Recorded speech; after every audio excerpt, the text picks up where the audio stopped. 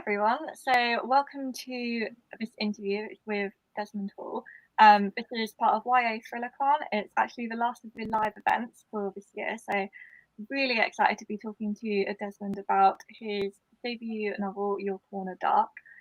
He was also on a panel with me yesterday. So if you want to check out that panel, you can find links to it and all the other panels, readings and interviews at the website, which is www.yathrillercon.co.uk. So yeah, thank you so much for joining me for this interview, Desmond. My pleasure. So would you like to just sort of like introduce yourself first, tell viewers a bit about you and what led you to writing your book? Okay. Well, I was born in Jamaica, and my family moved to Jamaica, Queens, in New York. Love Jamaica. I mostly had a career in advertising, and I worked for Spike Lee, being his creative director on his advertising side for a long time. Learned a lot there.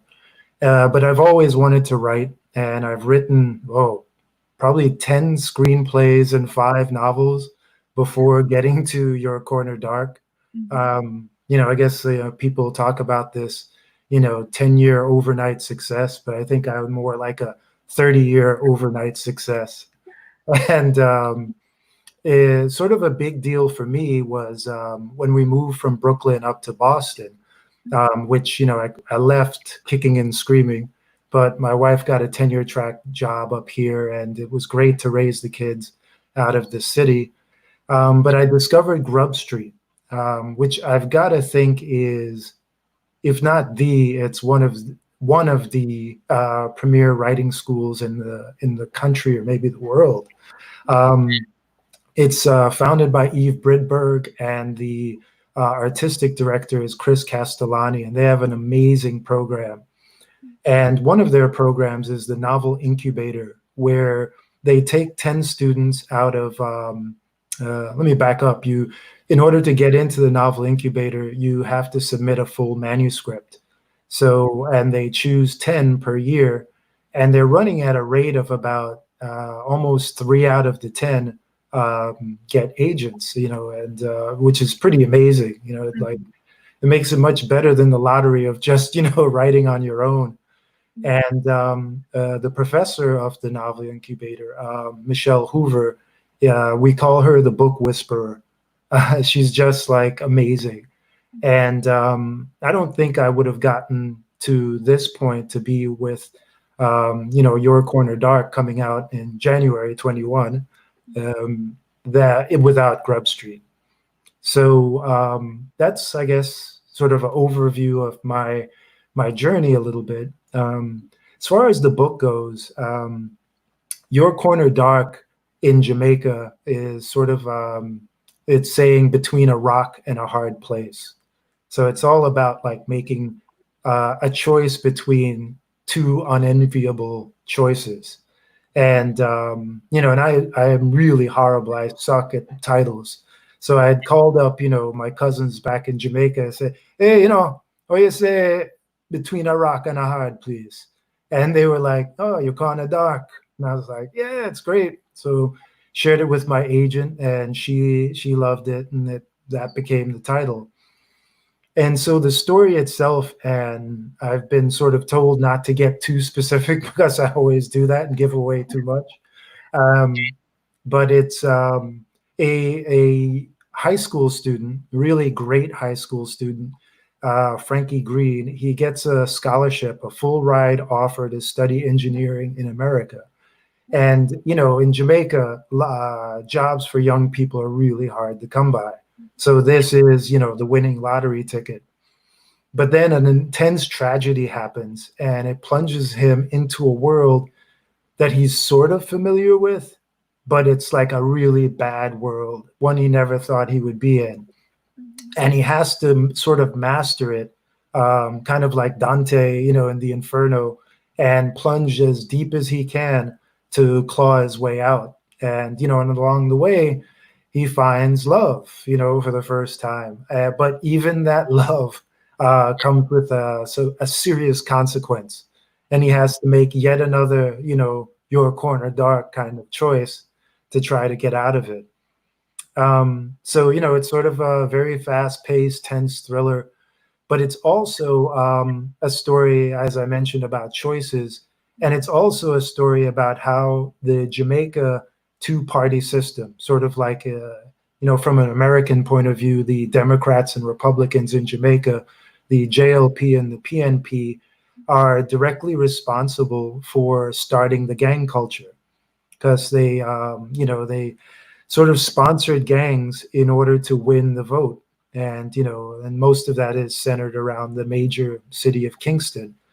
And so it speaks a great deal to that, as well as to the terrible problem of extrajudicial killings, which unfortunately, one of my uncles, fell victim to that. So, there's a great deal of, that sort of inspiration in the story as well.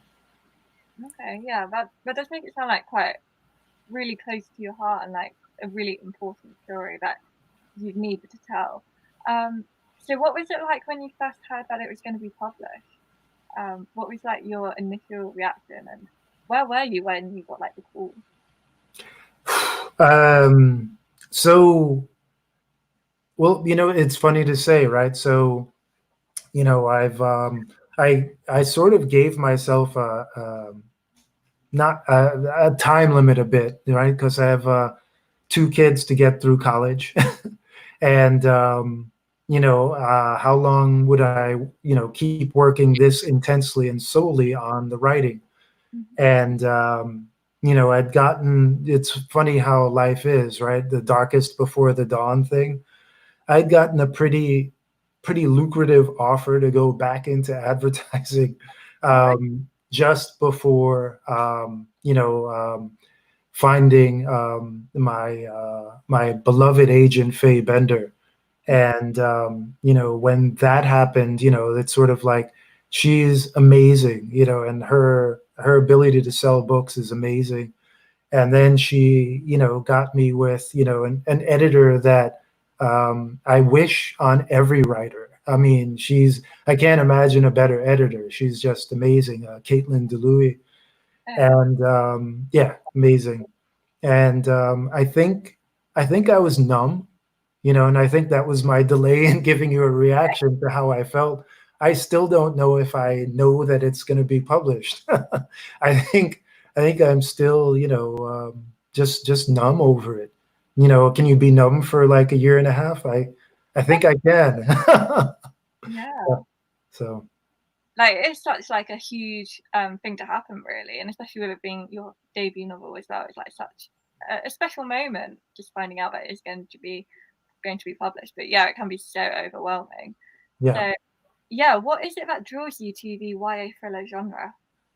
Well, I love life or death situations, and I think in these sort of life and death situations, it's a lot easier to sort of expose character, because I know you write from a very character driven area in your dystopian work and thriller work, and I love revealing the character along the way, sort of that drop the mask kind of thing, and I think like Robert McKee, the great story guru, says, in order to really reveal character, you have to put your character under very, very tough conditions in order to make them make tough choices, because talk is cheap. You have to really show who you are by the actions you take. And in the thriller category, there's plenty of opportunity to put characters in very difficult situations. And I think it's funny too, with the YA part. I'm kind of a accidental YA thriller writer, where I didn't necessarily know and think that I was writing YA. I just wrote this story of this young student and the family, and the love interest, and how it all transpires. And I think my agent and Caitlin, the editor, they really, taught me a lot about the actual genre, and and I'm still learning and working hard at it. So, working. So yeah, what was your actual writing process like then? Because I know we've talked about this in the other panel that we were both on, but yeah, I'd love to talk a bit more about like how you actually go about writing a manuscript when you just start off with like the initial idea. Yeah, well, I'm a religious plotter, as you know, Yeah. and I don't know how you do it. You're like this plantser, right? Where you can do both, and you can just sit down and write something without an outline. And you have to tell me how you do that. But I have no idea how to do that without a plot. And as I mentioned, McKee, I've taken his 3-day seminar 3 times. So it's like three days, 12 hours a day, and it's like just amazing. Also, Michelle Hoover at Grub Street, she was amazing at teaching outline as well. I have here my dog-eared copy of Save the Cat. Yeah. I live by it. I think it's amazing, and then I also took some classes with the late film director Mike Nichols. So I've really studied outline. It might be because my dad was an amazing auto mechanic, and he's like knew structure or something, and I just really appreciate knowing the outline of something beforehand. And I think it's worth saying, like for me, when I start with that page, because that blank page is terrifying, I sort of write the character in the middle of the page, what she or he wants, the physical thing, and then the internal thing. And then I write down what their flaw is, whether it's, not enough confidence, afraid of guns or flags or whatever. And then I start from there, and then I surround the protagonist with the forces of antagonism, right? Whether it's, the people that are against her or him, um, the times, the sort of societal things that are against them, the climate, et cetera, and as many things as I could think of. And I try to, surround the character, so to speak, in order to really create the negative side of the story. Because I think, the power of the story is in the negative side. And, McKee says that as well. It kind of pushes that character again to make tough choices. Because if you don't make the negative side of the story difficult, then it's kind of like, well, that wasn't a really hard, journey for the character. And along these lines, I think it's good to note Michelle Hoover talks a lot about the crucible. So right after that inciting incident, when the character decides to take that journey to put their life back in order or to fix whatever, there comes this sort of genre category of the crucible. And she defines it as this thing that happens to your character where they can't go back to the safety of the first act. Right. Right. They can't like say, okay, you know what? This is too tough. This is too difficult. Solving this crime, finding the killer of my sister is way too tough. I have to go back to the first act. And, so that's kind of the way I start the process. And I can't do it without it. I don't know how you can sit down, especially writing dystopian. Like, how can you like sit down and write, like just start writing? I'd be completely lost. Oh yeah, I do get really lost on my first draft. So like they are the messiest drafts ever. They make no sense. I don't write in chronological order. I'll change like point of view halfway through, even though like it will be like one narrator. I'll just suddenly realize that I'm writing from a wrong character's point of view. Yeah, like my writing process is just so messy. Like you are way more organized than I am with that. But Yeah, so like, yeah, when I start, I just sort of, I'll have like a rough idea of the story that I want to tell, and I'll just sit down, start writing straight away. And it's through writing like this really messy first draft that I actually learn who my characters are, what the conflict is that they're facing, what their internal conflict is, and then I'll start to learn more about the world. And it's only really once I've got to the end of the first draft that I know sort of like what the story is that I'm trying to tell and what the shape of the manuscript will be. So yeah, like I'm sure if I did like outline a bit first of all, I would save myself so much time in the revisions Right. because yeah, I give myself so much extra work through doing it this way. But yeah, I know like when I have tried to outline before, I've just sort of like lost interest in the story and I haven't been as motivated to keep writing it. If I outline first, I feel almost like I've already written it and then I don't really want to write it all again.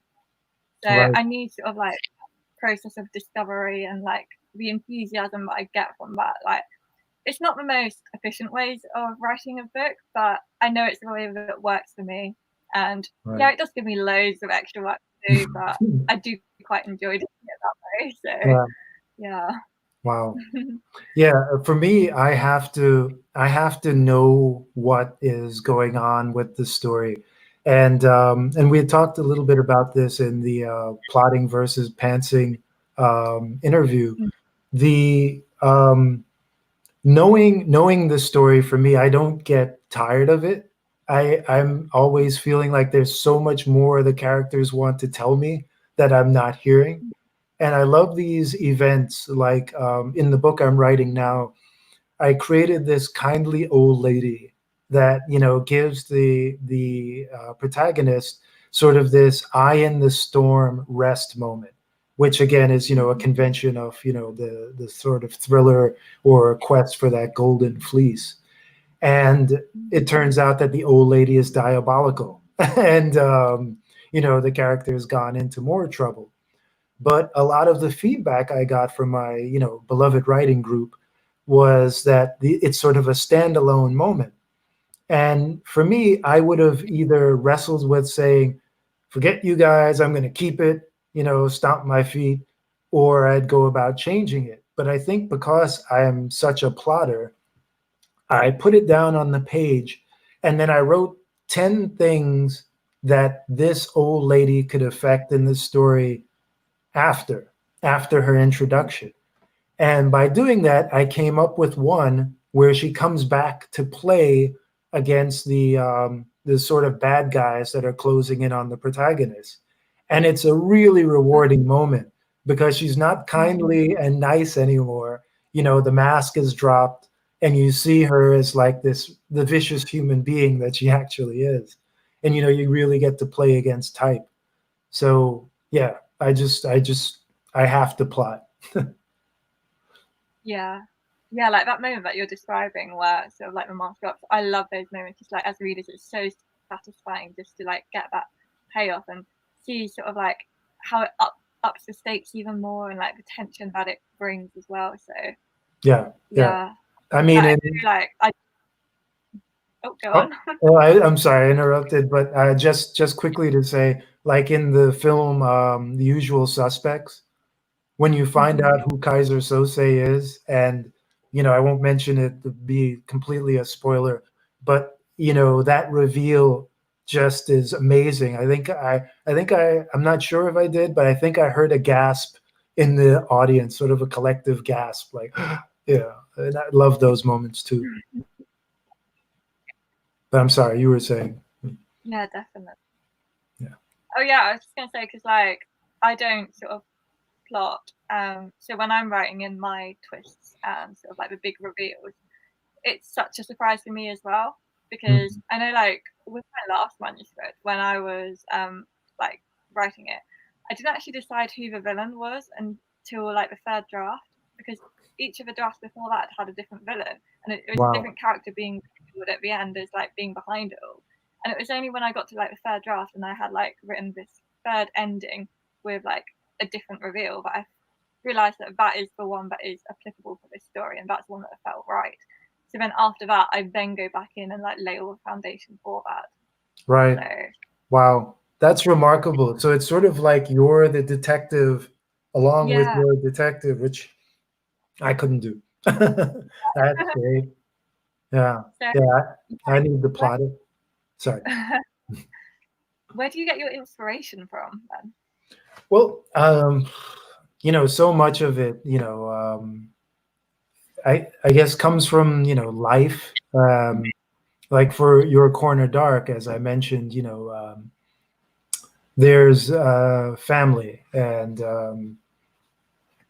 family in Jamaica, things have changed a great deal, and I think the book overall is kind of my love letter to what the country once was. And, because right now there are 100, as the last report I read anyway, there are 190 gangs in Jamaica across 19 parishes. It's an island of 2.9, 2.7 million people. And we've had, several state of emergencies called in the last several years, where, the soldiers have been called out to go door to door to search for gang members, because crime had just gotten so crazy. And, this was a country where, there were areas of where things were tough, but, what has happened there, sort of beyond the resort gates, beyond the, awesome Jamaican sprinters and all the other, not stereotypes, but images that you see of Jamaica, the tourism pictures and everything. There's also a very tough story unfolding. And a lot of it has happened because the government has, it's, the economy has been really hit, paying back something like, $20 billion on a $19 billion loan and still owing another $8 billion. It's kind of a loan shark thing. And a lot of austerity measures have been passed. And when you have austerity measures in any country, much less a third world country, you can't do anything for the people. You can't do education. You can't, help out in, infrastructure building. And it becomes very difficult, and it's been a very tough time. And I think you can point to the economy as well as, the rise of gang culture that I mentioned that has really caused a lot of that. So, that's those stories, and seeing the change in the faces. Remember riding around the country before my mom died. We took a drive around Jamaica, and we looked at, like, the way the kids' eyes looked. There was a sort of a deadening, a collective deadening, and it happens when you have people that, no one's dumb. They see where opportunity lies and they see where it doesn't.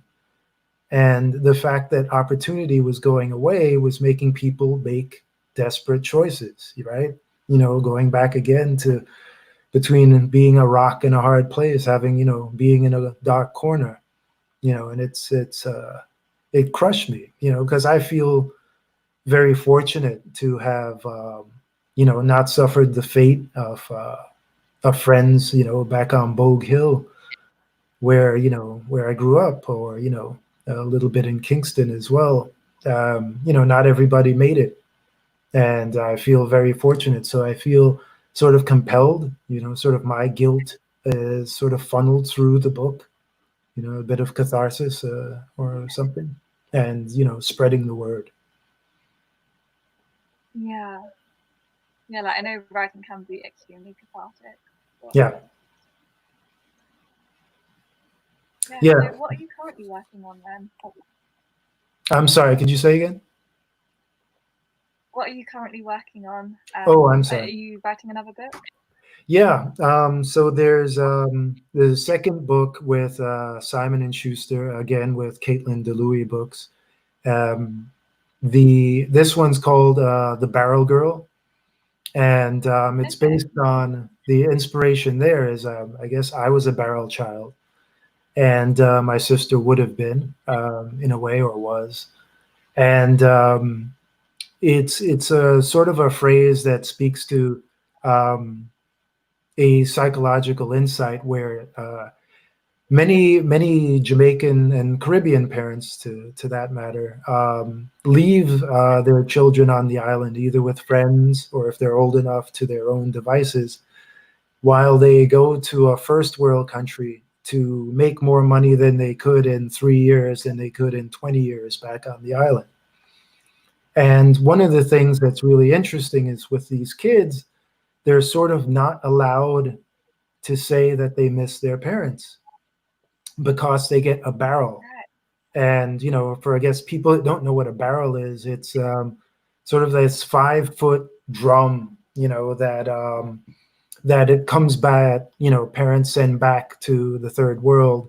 And it's filled with stuff, anything from cooking oil to, a 2-pound bag of rice, to jeans, to whatever.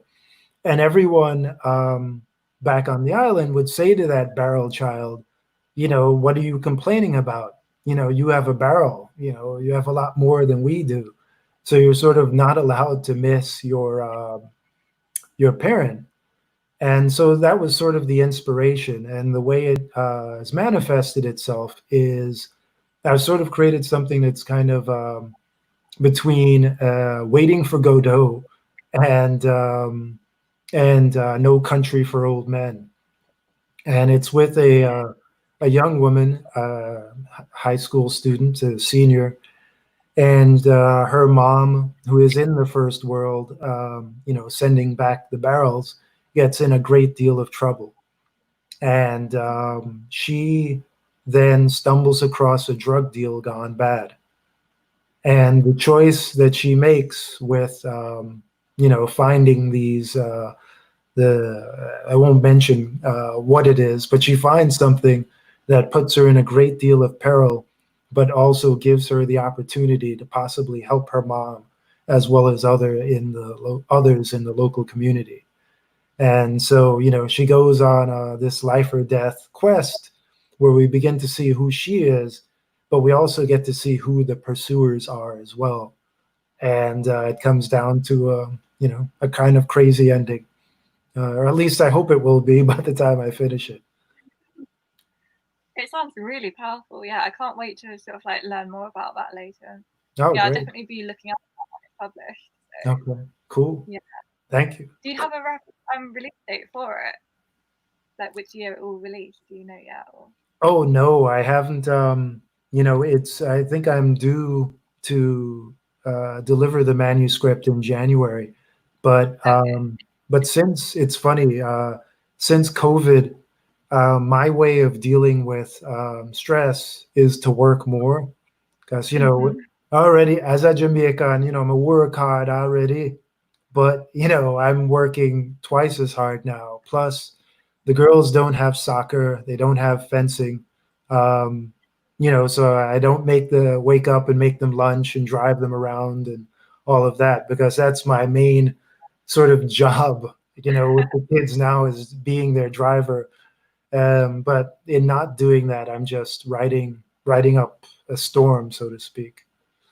Okay. Yeah, that's super interesting, because I've spoken to some other writers who've said that with all the lockdown and the pandemic, that they've just been like sort of like blocked from working, like their creativity levels have gone right down. So yeah, it's really interesting to hear that you've just been like working a lot more. Oh yeah, because if I focus on all the things that are going on, I would fall into that dark place. But I've just completely, I'm writing as much as I can. And I get to write during the day now because I don't have that many fatherly duties. And then I get to write at night, which is I really love that time after everyone goes to sleep and it's really quiet. And so just writing a lot. Yeah, definitely. Like writing at night does feel like this really secret time. Yeah, I really like writing sort of like late at night or first thing in the morning, sort of like 5 a.m., 6 a.m. Oh, that I can't do the 5 a.m. Well, I live on a farm, so like I'm quite used to Oh, getting wow. up early from like when I was younger. So Okay. yeah, Got it. Ah, that's cool. yeah, Riding with the roosters. yeah. Yeah, so my next question for you is one of my favorite questions to ask any writer, and it is, what are some of the weirdest typos you've made when drafting? Okay. I think for me, it's the not it. You know, when you're revising and Mhm. you rewrite a whole chapter, but like you've left out, you haven't changed everything within that chapter, and you Mhm. sort of leave something from the previous draft. Yeah. Yeah. So I one time was writing and I couldn't decide who was going to have sex with who. Okay.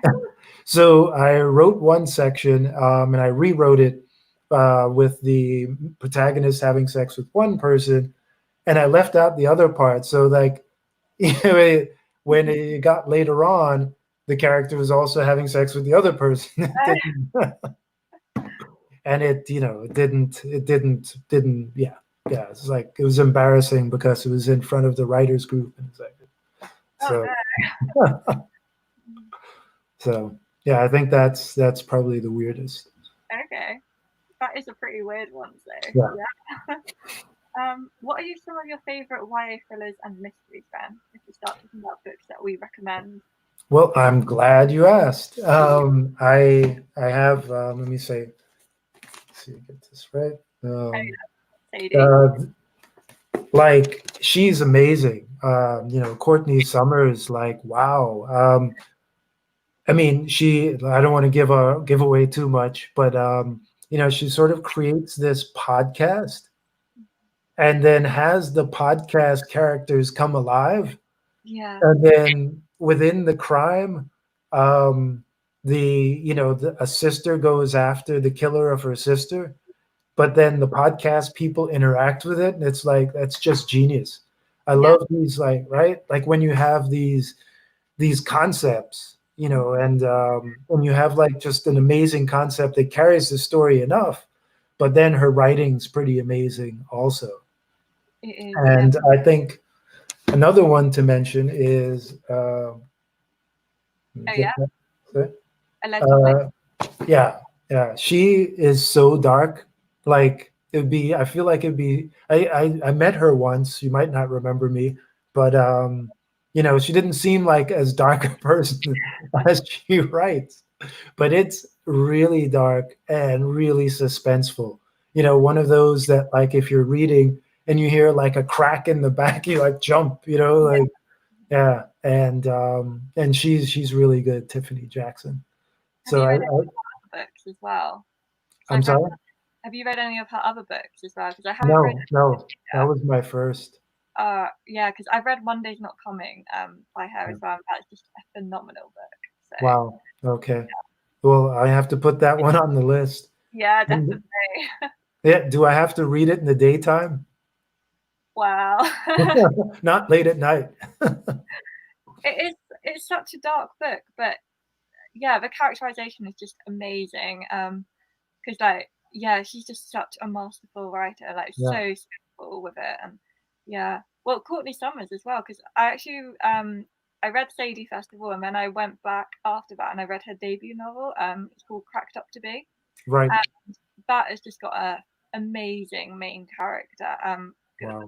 Paul Parker, and she's just like this intensely unreliable character. She's written as like quite an unlikable character, but then you've got like these flashbacks that show her as a completely different personality. And Yeah. you two jarring representations of the same character, and it's like you're constantly wondering what it is that's changed her from what she used to be like to what we're seeing her like now. And yeah, like Courtney Summers and Tiffany Yeah.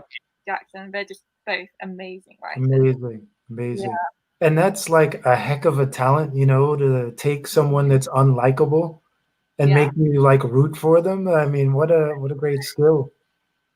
yeah. Because like I really like unlikable characters and characters that are written with that intention of being sort of unlikable. Especially like I've been sort of like thinking about this a lot from my own writing point of view, and often female characters who are like thought of as unlikable typically have sort of the character traits that are attributed to male characters.